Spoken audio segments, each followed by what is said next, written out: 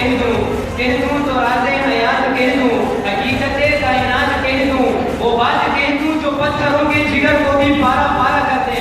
صدر محفل، معزز اساتذہ کرام اور میرے ہمدرد ساتھیوں، السلام علیکم۔ آج مجھے جس موضوع پر لب کشائی کی دعوت دی گئی ہے وہ ہے روشن پاکستان۔ جناب صدر، میں جس وطن کا واسی ہوں دنیا اسے پاکستان کے نام سے جانتی ہے۔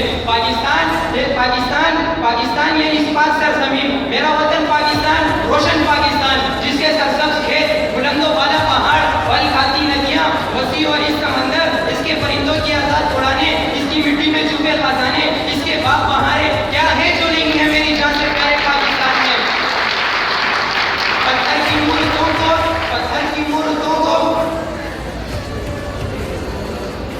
جناب سر، ہم نوجوان، ہم روشن پاکستان کے روشن ضمیر باسی کسی سے کم نہیں ہے۔ ماضی قریب پر نظر ڈالتا ہوں تو دیکھتا ہوں کہ 1965 کی جنگ میں اپنے سے 10 گنا بڑے دشمن کو کیسے نیست و نابود کیا، اس پر کیسے ہیبت طاری کی کہ وہ آج بھی برتھ حیرت میں ہوتے سمجھے۔ جناب سر، ہم نوجوان مجسمے قرآن جب اٹھتے ہیں تو پوری دنیا پر چھا جاتے ہیں، ہماری للکار سے دشمن سہم جاتا ہے۔ حاضرین محفل میں جانتا ہوں